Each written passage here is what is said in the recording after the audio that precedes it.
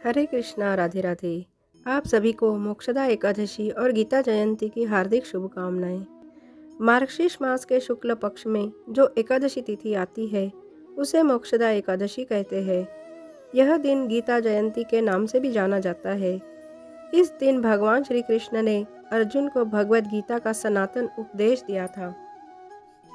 गीता महात्म्य में आदि शंकराचार्य बताते हैं, एकम शास्त्रम देवकी पुत्र गीतम, एको देवो देवकी पुत्र एव, एको मंत्र तस्य नामानि यानि, कर्मापि एकम तस्य देवस्य सेवा।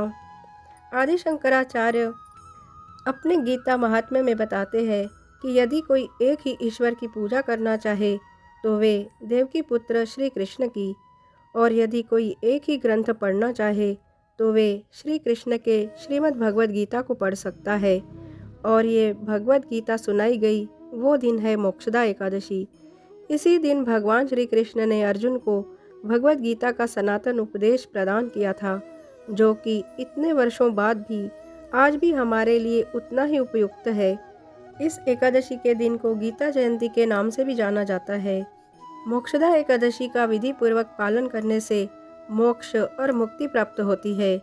यह व्रत करने से परेशानियों से, दुखों से, कष्टों से, जीवन से मुक्ति मिलती है और अपने पितरों को भी मोक्ष मिलता है। आज हम आपको गीता जयंती के विशेष अवसर पर मोक्षदा एकादशी की व्रत कथा का श्रवण कराते हैं। एक समय युधिष्ठिर महाराज ने भगवान श्री कृष्ण से पूछा, हे केशव, मार्गशीर्ष मास के शुक्ल पक्ष में कौन सी एकादशी आती है, उसका महात्म्य क्या है और उस दिन श्री हरि के किस विग्रह की आराधना करनी चाहिए। भगवान श्री कृष्ण ने प्रेम पूर्वक कहा, हे राजन, आपकी जिज्ञासा मंगलकारी है और यह आपको तीनों लोकों में यश प्रदान करेंगी। मार्गशीर्ष मास के शुक्ल पक्ष में आने वाली एकादशी का नाम है मोक्षदा एकादशी। इस दिन भगवान दामोदर की धूप, दीप और तुलसी मंजरी के साथ पूजा अर्चना करनी चाहिए। ऐसा करने से व्यक्ति को अपनी पापपूर्ण क्रियाओं से मुक्ति प्राप्त होती है। अब इसके विषय में एक ऐतिहासिक शुभ कथा का श्रवण कीजिए। प्राचीन काल में चंपक नाम की एक सुंदर नगरी थी, जहाँ राजा वैखासन राज्य करते थे। राजा अपनी प्रजा का अपनी संतान की तरह पालन करते थे और चारों ओर सुख, समृद्धि और भक्ति में शुद्ध वातावरण था। एक दिन राजा ने अपने स्वप्न में देखा कि उनके पिताजी नरक में भीषण यातनाओं से पीड़ित है। ये देखकर राजा अत्यंत शोकातुर हो गए और अश्रुपात करने लगे। अगले दिन उन्होंने अपने राज्य के श्रेष्ठ और विद्वान ब्राह्मणों की एक सभा बुलवाई। इस सभा में उन्होंने अपने दुःख स्वप्न के बारे में बताया। अपनी मनोदशा का विवरण देते हुए राजा कहने लगे, हे विद्वान जनों, जब से मैंने अपने पिता को इस प्रकार कष्ट में देखा है, तब से मेरे राज्य, परिवार, संपत्ति और पुत्र भी मुझे सुख नहीं दे पा रहे हैं। कृपया आप सब कोई उपाय बताइए जिससे मैं अपने एक पुत्र होने का कर्तव्य निभा सकूं और अपने पिता को इस नरक की यातनाओं से मुक्ति दिला सकूं। राजा की बात सुनकर विद्वान ब्राह्मणों ने राजा को सुझाव देते हुए कहा, इस क्षेत्र में पास में ही पर्वतीय जंगलों में महान ऋषि पर्वत मुनि का आश्रम है। ये ऋषि त्रिकाल ज्ञानी है।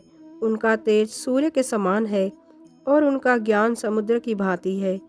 आप उनकी शरण में जाइए, वे आपको मार्गदर्शन प्रदान करेंगे। ब्राह्मणों की बात सुनते ही राजा उसी क्षण पर्वत मुनि के आश्रम की ओर निकल पड़े।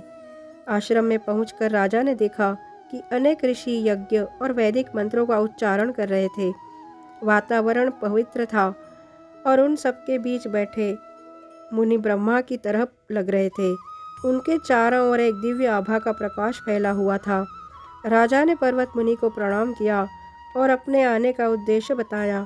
तब महर्षि ने अपने नेत्र बंद किए और ध्यान अवस्था में चले गए। कुछ समय पश्चात अपने नेत्र खोलकर पर्वत मुनि ने राजा वैखासन से कहा, हे महान राजन, आपके पिता अपने पूर्व जन्मों के कुछ पाप कर्मों के कारण इस नरक की यातना भुगत रहे हैं। इसीलिए आपका कर्तव्य है कि आप उन्हें इस घोर कष्ट से मुक्ति दिलाएं, और इसके लिए केवल एक ही उपाय है। यदि आप आने वाले मार्गशीर्ष मास के शुक्ल पक्ष की एकादशी का नियम और निष्ठापूर्वक पालन करेंगे तो आपके पिता को नरक से मुक्ति प्राप्त हो जाएगी। ऋषि की बात सुनकर राजा अत्यंत प्रसन्न हुए। उन्होंने ऋषि को दंडवत प्रणाम किया और अपने राज्य वापस लौट आए। कुछ ही दिनों में मार्गशीर्ष मास की मोक्षदा एकादशी आई। राजा ने अपने परिवार सहित उसका श्रद्धा और नियम पूर्वक पालन किया। एकादशी से अर्जित पुण्य फल को अपने पिता को अर्पित किया और उसी क्षण देवताओं ने पुष्प वर्षा की। राजा के पिता ने राजा को आकाश मार्ग से जाते हुए आशीर्वाद प्रदान किया और मुक्ति प्राप्त कर ली। कथा का समापन करते हुए भगवान श्री कृष्ण ने युधिष्ठिर महाराज से कहा, हे युधिष्ठिर, जो भी व्यक्ति इस एकादशी का नियम और निष्ठापूर्वक पालन करता है उसे अपने पूर्व पाप कर्मों से मुक्ति मिलती है, और जो व्यक्ति अपनी आध्यात्मिक प्रगति हेतु उसका पालन करता है उसे जीवन के अंत में मेरा धाम प्राप्त होता है। तो यह थी मोक्षदा एकादशी की व्रत कथा। यह कथा आपको कैसे लगी कमेंट में ज़रूर बताना और मेरे चैनल को लाइक, शेयर और सब्सक्राइब जरूर करना। हरे कृष्णा, राधे राधे।